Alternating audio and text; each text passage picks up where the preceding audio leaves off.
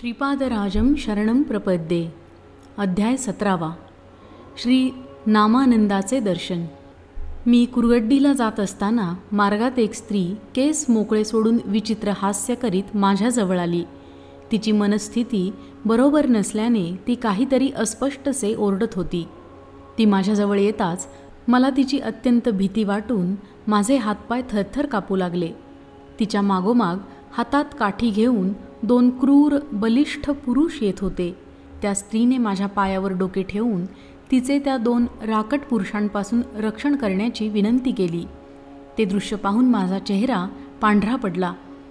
माझ्यासारखा घरादारापासून दूर आणि परप्रांतात असलेला ब्राह्मण त्या स्त्रीचे रक्षण कसे करू शकणार होता.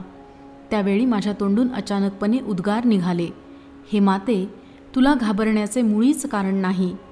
या दुष्ट दुराचारी लोकांपासून श्रीपाद श्रीवल्लभ तुझे नक्कीच रक्षण करतील. तू निर्भयतेने उठून उभी राहा. त्या स्त्रीच्या मागे असलेले पुरुष माझ्याकडे आश्चर्याने पाहत होते. त्या 2 बलशाली पुरुषांच्या तुलनेत माझी शरीरयष्टी अगदीच किरकोळ होती. तरी माझे धैर्य आणि दृढतेने उच्चारलेले आश्वासन ऐकून ते आश्चर्यचकित झाले. ते म्हणाले, हे ब्राह्मणा, आम्ही या दुराचारी स्त्रीला मारण्यासाठी आलो आहोत. तू जर मध्ये पडलास तर तुलासुद्धा ठार मारू. तू चांगल्या बोलाने आमच्या मार्गातून दूर हो.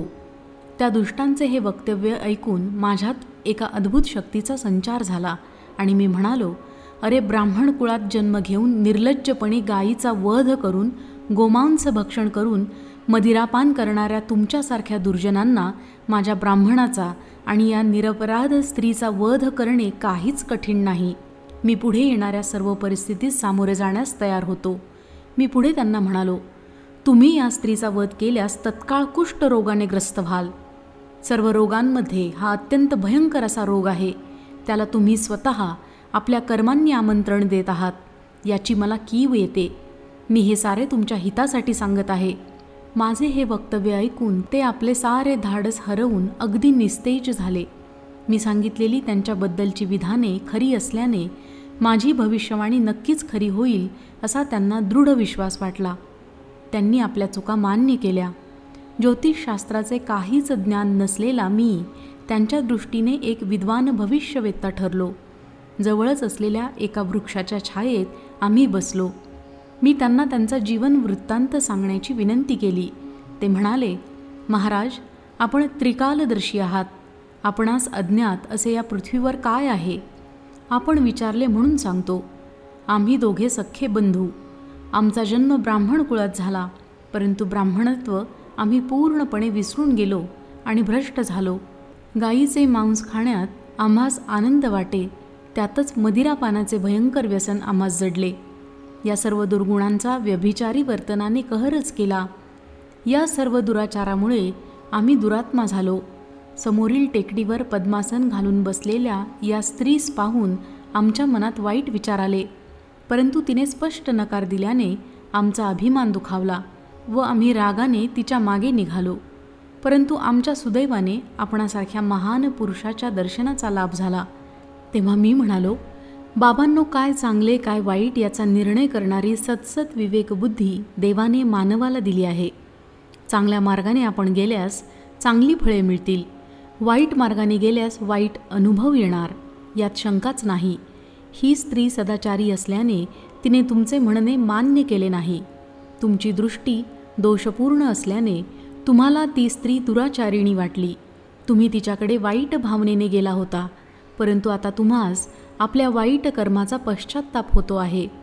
तुमची पापे परमेश्वर क्षमा करेल किंवा नाही ते मी सांगू शकत नाही. एक शुभ वार्ता मात्र सांगतो. त्रैलोक्याचे आराध्य दैवत असलेले त्रिमूर्ती स्वरूप असणारे श्री दत्त प्रभू सध्या मानवरूपात श्रीपाद श्रीवल्लभ या नावाने कुरगड्डी या गावी वास्तव्यास आहेत. त्यांचे दिव्य चरण तुमचा उद्धार करतील. त्यांच्या अनेक दिव्य लीला मी ऐकल्या आहेत. ती स्त्री म्हणाली, आपण माझे या दुष्ट पापी लोकांपासून रक्षण केलेत. आपण मला पित्या समान आहात. मी एक उच्च ब्राह्मण कुळात जन्मले. अगदी लहान वयातच माझा विवाह झाला. माझे दुर्भाग्य असे की माझा पती माझा अतिशय छळ करीत असे. मी मात्र त्याची मनोभावे सेवा करीत होते.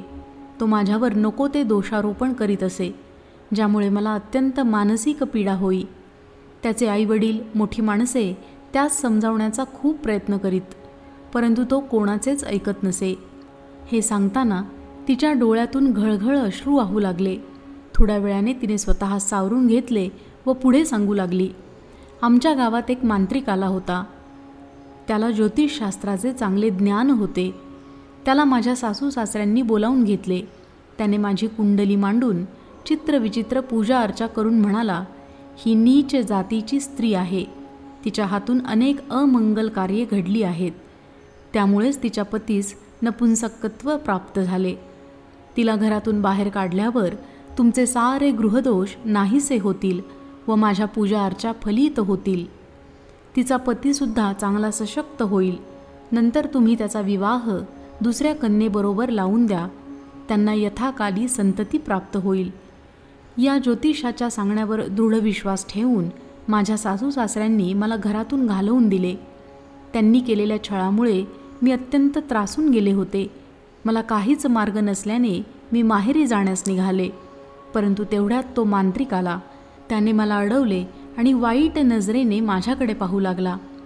मला त्याच्या डोळ्यात दुष्ट वासनेचे ज्वलंत अंगारे दिसले. मी अत्यंत क्रोधायमान झाले. माझ्या शरीरात भद्रकालीची शक्ती प्रकट झाली होती. मी जवळच पडलेला एक मोठा दगड उचलला आणि त्या मांत्रिकाच्या शिरावर मारला. त्या भयंकर माराने मांत्रिकाचे डोके फुटून तो तत्काळ मृत्युमुखी पडला. माझ्या शीलरक्षणासाठी मला दुसरा मार्ग नसल्याने मी तो दगड मारला होता. परंतु दुर्दैवाने माझ्या हातून एका ब्राह्मणाची हत्या झाली होती. माझे मन अत्यंत अशांत झाले होते. काय करावे, कोठे जावे ते कळत नव्हते. मी माहेरी जाण्याचा विचार केला, परंतु तेथे जाण्याने माझ्या समस्यांचे समाधान होणार नव्हते. माझ्या आईवडिलांनी प्रेमाने माझा सांभाळ केला असता, परंतु माझे बंधू, वहिनी, भाऊजई माझ्याशी चांगले वागतील याची खात्री नव्हती. मांत्रिकाने मला दिलेला त्रास कोणाला सांगणार होते? मांत्रिकाची केलेली हत्या गावातील सर्व लोकांनी पाहिली होती. अशा बातम्या आगीप्रमाणे चोहीकडे पटकन पसरतात. या आवारातच एक औदुंबराचे झाड होते. हे झाड दत्तप्रभूंना अत्यंत प्रिय असल्याचे मी ऐकले होते. त्या झाडाखाली बसले असताना मला गाढ निद्रा लागली. थोड्या वेळाने जागी होऊन पाहिले तर माझ्या 2 बाजूस 2 नाग माझे रक्षण करीत होते. मी त्या दोन्ही नागांना नमस्कार केला तेव्हा ते नाग दुसरीकडे निघून गेले. मी दत्त दिगंबर जय गुरुदेव दत्त असा जप करीत होते. दत्तप्रभूंचे नुसते स्मरण केले तरी ते भक्तांच्या मदतीसाठी धावून येतात असे मी ऐकले होते. माझ्या भाग्याने औदुंबराच्या कृपा छायेत असताना मला श्रीपाद प्रभूंचे कृपाछत्र माझ्या शिरावर असल्याची अनुभूती आली. मी नामस्मरण करीत असताना एक वाटसरू त्या वृक्षाच्या छायेत विश्रांतीसाठी थांबला. मी भयभीत होऊन त्याला विचारले, तू कोण आहेस? तू येथून निघून जा. तू गेला नाहीस तर एक दगड घेऊन तुला मारून टाकीन. थोड्या वेळापूर्वीच मी एका मांत्रिकाला मारले होते. तो वाटसरू म्हणाला, माई, मी रजक अर्थात धोबी कुलात जन्मलेला रविदास श्री दत्तप्रभूंचा भक्त आहे. मी कुरवपुरात राहत असे. श्री गुरुदत्त श्रीपाद श्रीवल्लभ रूपात भूतलावर अवतरले असून सध्या ते कुरवपूर क्षेत्रात वास्तव्य करीत आहेत. दूरदूर पसरलेल्या दत्तभक्तांना ही वार्ता कळावी म्हणून ते नवनवीन लीला करीत असतात. मी सध्या कुरवपूरला जात आहे. तुझी इच्छा असल्यास माझ्याबरोबर ये. कुरवपूर येथून जवळच आहे. मी माझ्या भावाकडे जाऊन तेथून पुढे कुरवपूरला जाईन. तेव्हा मी म्हणाले, तुमच्या बोलण्यावर मी विश्वास कसा ठेवू? तुम्ही सांगत असलेले श्रीपाद श्रीवल्लभ कोण आहेत हा विषय जाणून घेण्याची सुद्धा मला गरज नाही. ते जर दत्तमूर्ती असते तर त्यांनी माझे रक्षण केले असते. ते स्वतः श्री गुरुदत्त आहेत हे सिद्ध करण्याची जबाबदारी त्यांचीच आहे. मी श्रीपाद प्रभूंचे नामस्मरण करीत नाही, परंतु श्री दत्तात्रेयांचेच नामस्मरण करते. यावर जे घडेल ते मी पाहीन. तुम्ही तत्काळ येथून निघून जा, नसता काहीतरी प्रमाद घडेल. माझे वक्तव्य ऐकल्यावर तो गृहस्थ रोहिदास दत्त दिगंबर श्रीपाद श्रीवल्लभांचे नामस्मरण करीत निघून गेला. त्यानंतर एका टेकडीवर मी पद्मासन घालून ध्यान करीत बसले. त्याचवेळी हे 2 दुष्ट तेथे आले. त्यांची माझ्यावर विषारी नजर पडली आणि ते माझ्या मागे लागले. आपण माझी या 2 कामी दुष्टांपासून रक्षा केली. तेव्हा मी म्हणालो, हे माते, श्रीपाद प्रभूंच्या कृपेने तुझे रक्षण झाले. ते अंतर्यामी असून कालातीत आहेत. या सृष्टीमध्ये विविध कालावधीत घटना घडत असतात. या सर्व घटनांच्या मागे ते स्वतः कारणरूपाने स्थित असतात. या सृष्टीत कारण नसलेले कोणतेच कर्म दिसत नाही. श्रीपाद श्रीवल्लभ स्वामींना निर्गुण, सगुण, निराकार, साकार यासारख्या कोणत्याच अवस्थेत कोणीच जाणू शकत नाही. प्रत्यक्ष वेदांनीसुद्धा त्यांच्यासमोर हात टेकले व नेती नेती आम्ही जाणत नाही असे म्हटले आहे. वेदांची ही अवस्था झाली तर सामान्य भक्त त्यांच्याबद्दल काय जाणू शकेल? त्यांच्या स्वरूपाचे ज्ञान त्यांना स्वतःलाच असणार यात तिळमात्र शंका नाही. आपण मात्र त्यांचे नामस्मरण करीत गेल्यास त्यांचा अनुग्रह नक्कीच होतो आणि सर्व दुःखातून आपली मुक्तता होते. मी दोन्ही ब्राह्मण आणि एक ब्राह्मणी सुशीला आम्ही 4घे मिळून कुरगड्डीस जाण्यास निघालो. मार्गात आम्ही श्री दत्तप्रभू आणि श्रीपाद श्रीवल्लभांचे भजन करीत नामस्मरण करीत जात होतो. रस्त्यावरील लोकांना आम्ही भजन मंडळातील लोक असल्यासारखे वाटत होते. मार्गात असलेल्या नामानंद स्वामी या थोर महात्म्यांच्या आश्रमात पोहोचलो. श्रीपाद प्रभूंचे रूप परिवर्तन आणि शिष्य नामानंदास अनुग्रह. श्री नामानंद स्वामी हे त्रिकालज्ञानी महात्मा पुरुष होते. त्यांनी आमचे मोठ्या आदरपूर्वक स्वागत केले. त्यांनी आपला परिचय देण्यास सुरुवात केली. ते म्हणाले, माझ्या वडिलांचे नाव मायन्नाचार्यलू आणि माझे नाव सायन्नाचार्यलू. आमचे गोत्र भारद्वाज आणि आम्ही वैष्णव संप्रदायाचे आहोत. मी संन्यास दीक्षा घेतल्यावर माझे नाव नामानंद असे ठेवले गेले. संन्यासोत्तर मी पूर्ण वैराग्य धारण करून पुण्यक्षेत्र आणि सिद्ध तीर्थांच्या यात्रा केल्या. नंतर सद्गुरूंच्या शोधात निघालो. फिरत फिरत मी पिठिकापुरम येथे येऊन पोहोचलो. आम्ही वैष्णव असल्याने श्री विष्णूचीच आराधना करतो. आमचे सोवळे कडक असते आणि आचार विचार उच्च असतात. पिठिकापुरम येथील कुंती माधवाचे दर्शन घेऊन बाहेर आल्यावर समोर एक चांडाळ उभा असलेला दिसला. चांडाळचे दर्शन आम्ही वाईट समजतो. तो चांडाळ समोर येऊन उच्च स्वरात म्हणाला, आमची दक्षिणा देऊन पुढे जा. मी आश्चर्याने त्याच्याकडे पाहतच राहिलो. गावातील सर्व लोक हा प्रकार पाहत होते. कलियुगामुळे असा विपरीत प्रकार घडत असल्याचे सर्वांना वाटत होते. तो चांडाळ मदिरापान करून श्री वैष्णवांवर अत्याचार करीत होता. एवढ्यात नामानंद त्यास म्हणाले, अरे चांडाळा, तू कोण आहेस? मी एक वैष्णव ब्राह्मण आहे. माझे नाव नामानंद आहे. तू मला दक्षिणा मागणे योग्य वाटत नाही. त्या चांडाळाचे डोळे लाल झाले होते. त्याचा भयंकर चेहरा कोणाचेही भय वाटावे असा होता. नामानंदाच्या शांत भाषणामुळे तो अधिकच क्रोधित झाला होता. तो चांडाळ नामानंदांना म्हणाला, तू सद्गुरूच्या शोधात वेड्यासारखा फिरत आहेस. तू मला ओळखत नाहीस. मीच तुझा सद्गुरू. मीच तुला संन्यासोत्तर नामानंद असे नाव दिले. तू तुझ्याजवळ असलेली सारी संपत्ती मला गुरुदक्षिणा म्हणून अर्पण कर आणि सर्वांसमक्ष मला साष्टांग नमस्कार करून गुरु म्हणून माझा स्वीकार कर. तू जर असे केले नाहीस तर मी तुझा सर्वनाश करीन. तुझ्या शरीराचे तुकडे करून तुला मरणप्राय यातना देईन. श्री नामानंदाबरोबर त्या चांडाळ वर्णातील व्यक्तीने अतिशय कडक व्यवहार केला होता. तो पुढे म्हणाला, मी सांगेन तसे तुला वागले पाहिजे. तू देवांची कितीही आराधना केलीस तरी तुला कोणी मदत करणार नाही. एवढे बोलून तो चांडाळ नामानंदांवर चाल करून आला. नामानंदांच्या मनात नसताना केवळ दुसरा उपाय नसल्याने त्यांनी त्या चांडाळाचे पाय धरले. त्यांचे सर्वस्व त्या चांडाळाला गुरुदक्षिणा म्हणून अर्पण केले. देवाची आपण जी कल्पना करतो त्यापेक्षा तो कसा विपरीत असतो याची कल्पना नामानंदांना आली. परंतु तितक्यातच तो चांडाळ स्वामींना दिव्य मंगल अशा स्वरूपात दर्शन देत असल्याचा भास झाला. त्याच्या त्या दिव्य नेत्रातून अनंत दया करुणा यांचा वर्षाव झाल्यासारखा वाटत होता. दिव्य मंगलमूर्ती असलेल्या त्या भगवानांनी म्हटले, मी श्रीदत्त आहे. सध्या श्रीपाद श्रीवल्लभांचे स्वरूपात मी पिठिकापुरम येथे अवतरित झालो आहे. तू माझा भक्त आहेस आणि मी तुझा सद्गुरू आहे. तू माझे सर्वस्व झाला आहेस. मी सच्चित आनंद आहे. तू उद्यापासून नामानंद नाम धारण करून धर्मप्रचार कर. तुला सुख आणि शांती प्राप्त होईल. शेवटी माझ्या पदास येशील. असे सांगून चांडाळाच्या वेशात असलेले दत्तप्रभू अंतर्धान पावले. श्री नामानंद स्वामींना श्रीपाद श्रीवल्लभांकडून भोजनाचे आमंत्रण. अशा प्रकारे नामानंद संन्यासी पिठिकापुरम येथील श्रीपाद श्रीवल्लभांचे दर्शन घेण्यासाठी पुढे निघाले. त्यांना मार्गात कोणी भिक्षा दिली नाही. भुकेने त्यांचा जीव व्याकुळ होत होता. सर्वजण त्यांच्याबद्दल शंका घेत होते. त्यांना वाटले, हा एक वेडा आहे. एक चांडाळ येऊन याच्याकडून गुरुदक्षिणा घेऊन गेला. हा ब्राह्मण असून याने चांडाळाला आपला गुरु केला, म्हणून हा अस्पृश्य झाला आहे. म्हणून याला भिक्षा देणे म्हणजे शास्त्रविरुद्ध होईल. या विचाराने पिठिकापुरम गावातील लोकांनी नामानंद स्वामींना भिक्षा घातली नाही.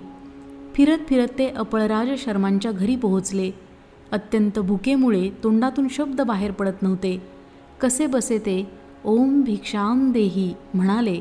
तेवढ्यात दार उघडून घरातून श्रीपाद श्रीवल्लभ अन्नाचे भरलेले ताट घेऊन आले. त्यांच्या ओसरीवर बसवून त्यांनी स्वहस्ते नामानंद स्वामींना खाऊ घातले. केवढे ते भाग्य! विश्वनियंता आपल्या भक्ताला स्वहस्ते जेवण भरवित होता. धन्य ते गुरु आणि धन्य ते शिष्य. जेवण झाल्यावर त्या अनंत शक्तिस्वरूप अशा विधात्याने आपला हात नामानंदांच्या शिरावर ठेवला आणि आशीर्वाद दिला. तुला सर्व सिद्धी प्राप्त होतील. कशासाठीही तुला हात पसरावा लागणार नाही. तू कोठेही असलास तरी मी तुझ्याबरोबर अदृश्य रूपाने असेन. मी डोळ्यांच्या पापणीप्रमाणे तुझे रक्षण करीन. असे आशीर्वाद आणि अभयवचन दिले. त्या दिवसापासून धर्मप्रसारासाठी संन्यासी होऊन नामानंद भ्रमण करीत होते. अदृश्यपणे श्रीपाद प्रभूंचा दिव्य हस्त स्वामींचे रक्षण करीत असे. अशा प्रकारे स्वामींनी आम्हास त्यांच्या आश्रमात स्वतःबद्दलची संपूर्ण माहिती सांगितली. 4 प्रकारचे जीवनमुक्त प्राणी. नामानंद स्वामींच्या आश्रमात सर्व शिष्य बसलेले असताना एका शिष्याने गुरूंना प्रश्न विचारला. स्वामी, श्री दत्तांची आराधना केल्याने शीघ्र मोक्ष प्राप्ती होते. यासाठी काही साधना, मंत्र, विधाने आहेत का? माझ्या शंकेचे समाधान करून मला कृतार्थ करावे. यावर प्रसन्न चित्ताने श्री स्वामी म्हणाले, हे पुत्र, वासना त्याग म्हणजेच मोक्ष आहे. शरीर पतनानंतरच मोक्ष मिळतो असा नियम नाही. शरीर प्रारब्धानुसार शरीराला विविध अनुभव येत असतात. ज्या सत्पुरुषांचा जीवात्मा मुक्त अवस्थेत असतो त्यांना जीवनमुक्त असे म्हणतात. आपल्या इष्ट देवतेच्या सतत सान्निध्यात राहणे यालाच सालोक्यमुक्ती असे म्हणतात.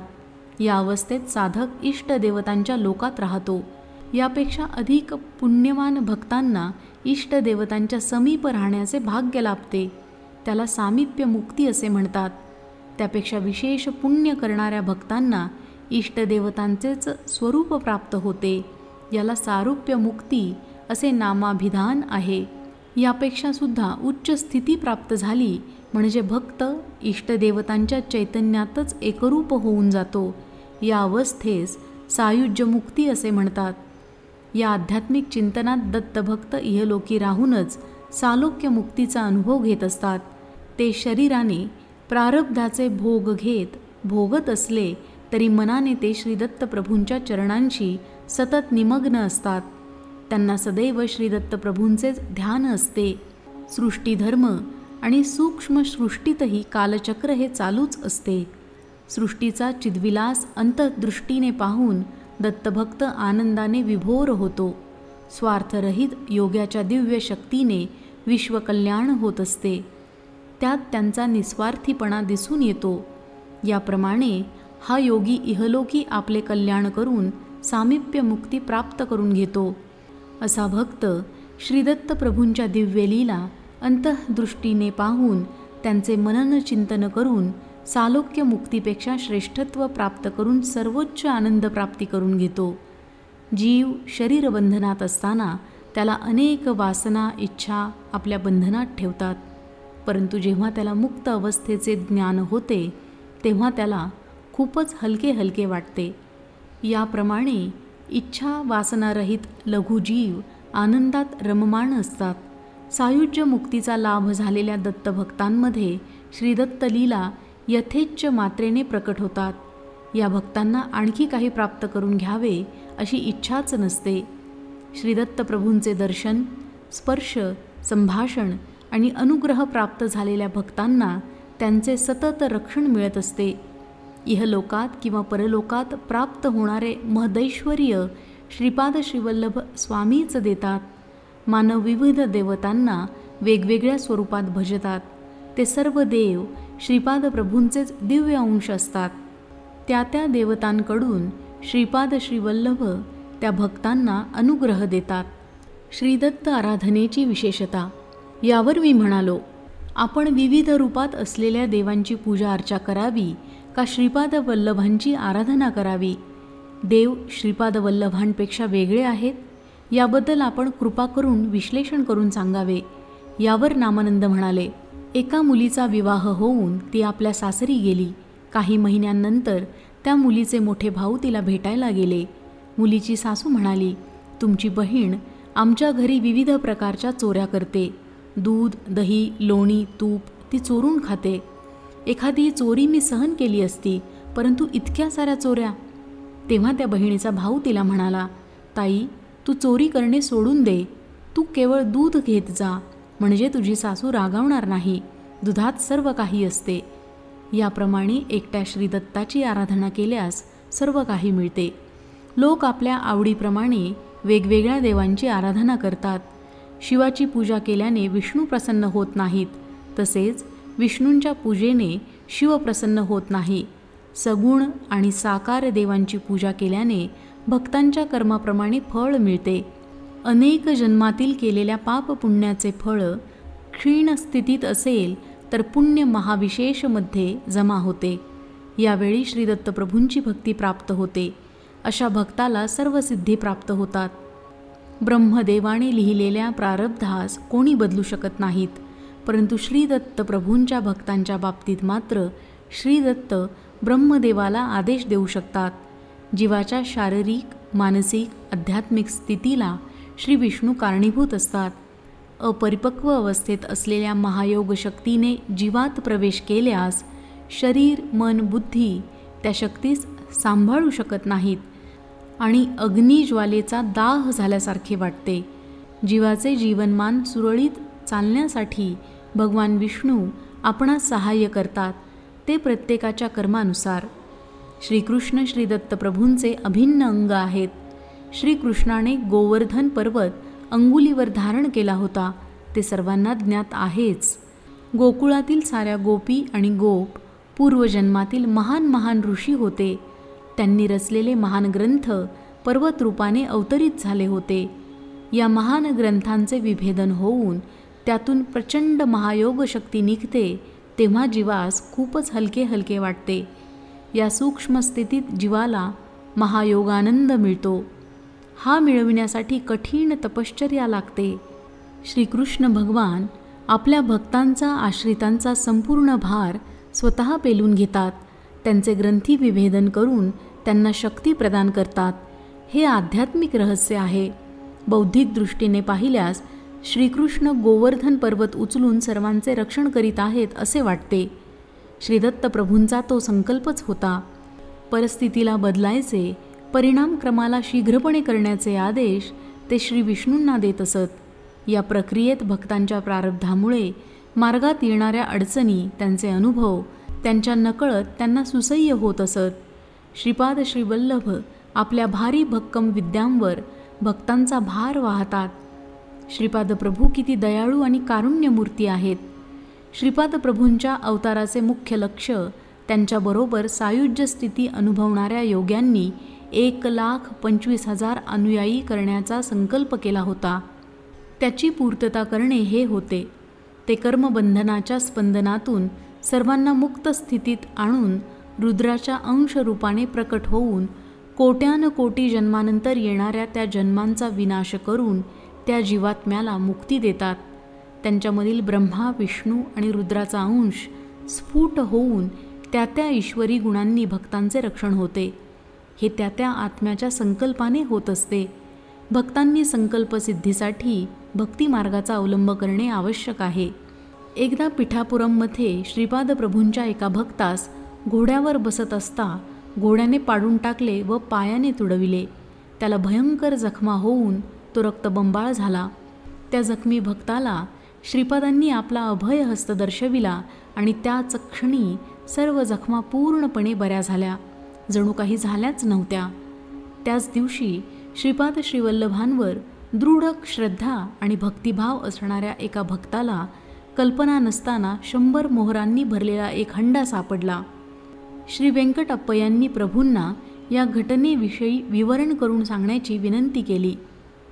यावर श्रीपाद स्वामी म्हणाले, मी माझ्या एका अनन्य भक्ताचे आयुष्य 20 वर्षांनी वाढविले.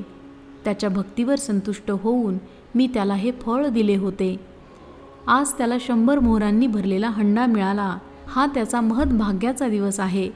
ज्याची माझ्यावर मनापासून अनन्य भक्ती असते त्याचा मी दास होतो. जे भक्त मला हृदयात प्रस्थापित करतात ते मला अत्यंत प्रिय असतात. त्रिलोकपती परमेश्वरसुद्धा अशा भक्तांच्या अधीन होऊन त्यांच्याबरोबरच संचार करतात. श्री नामानंद स्वामींच्या दिव्य सत्संगाचा लाभ झाल्याने सर्वांना अत्यंत आनंद झाला. ते 2 ब्राह्मण नामानंदांना म्हणाले, आम्ही केलेल्या पापांचा आम्हास पश्चाताप होत आहे. आपण आम्हास उपदेश द्यावा. यावर श्री नामानंद स्वामी म्हणाले, तुम्ही एकभुक्त व्रत करा, कष्ट करून धनसंपादन करा आणि त्या धनाचा उपयोग सद्ब्राह्मणांना अन्नदान करण्यासाठी करा. त्यामुळे तुमच्या पापांचे क्षालन होईल. असे वर्तन केल्यास श्रीपाद प्रभूंचे प्रत्यक्ष अथवा स्वप्नामध्ये दर्शन होईल. मंत्रदीक्षा मिळाल्यावर सुद्धा तुम्ही सदाचाराने वागले पाहिजे. जर तुम्ही पूर्वीच्या सवयीनुसार पुन्हा दुराचारास प्रवृत्त झाल्यास श्रीपाद स्वामी तुम्हास दुप्पट शिक्षा देतील याचे ध्यान असू द्यावे. दत्तात्रेयांच्या आराधनेचे फल. सुशीला नावाच्या ब्राह्मण स्त्रीने श्री नामानंदांना विचारले, स्वामी, संकटातून कशी सुटका करून घ्यावी? यावर त्या प्रसन्नचित्त नामानंद स्वामींनी सांगितले, आत्मा हा निरंतर असतो. त्याला जन्म मरण नसते. त्याला अग्नी जाळू शकत नाही, शस्त्र इजा करू शकत नाही, पाणी त्याला भिजवू शकत नाही, वारा त्याला सुकवू शकत नाही. मनुष्य मात्र कोट्यावधी वेळा मृत्यू पावून पुन्हा जन्म घेतो. तू अनघा देवीचे व्रत केल्यास तू संसारात सुखी होशील. तसेच तू देवी समवेत श्री दत्तात्रेयांची आराधना करून त्यांना संतुष्ट करून घे. असे केल्याने श्री दत्तात्रेय नक्कीच तुझ्यावर अनुग्रह करतील. श्री बापन्नाचार्यलूंना श्री दत्तात्रेयांचे दर्शन घडले व त्यांनी सिद्धमंगल स्तोत्र लिहिले. प्रत्यक्ष दत्ताच्या दर्शनाच्या अनुभूतीने गायली जाणारी या स्तोत्रातील अक्षरे अत्यंत प्रभावशाली आहेत. त्या अक्षरांमधील चैतन्य हे युगानुयुगे विलसित राहील. या स्तोत्रात व्याकरणदृष्ट्या कोणताही दोष अथवा त्रुटी नाही. या स्तोत्राचे पठन करण्यासाठी कोणताही विधिनिषेध नाही. मला ते स्तोत्र श्री बापन्नाचार्यलूंच्या मुखातून ऐकण्याचे भाग्य लाभले.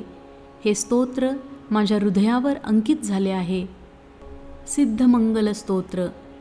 श्रीमदंत श्री विभूषित अप्पल लक्ष्मी नरसिंह राजा, जय विजयी भव, दिग्विजयी भव, श्रीमदखंड श्री विजयी भव.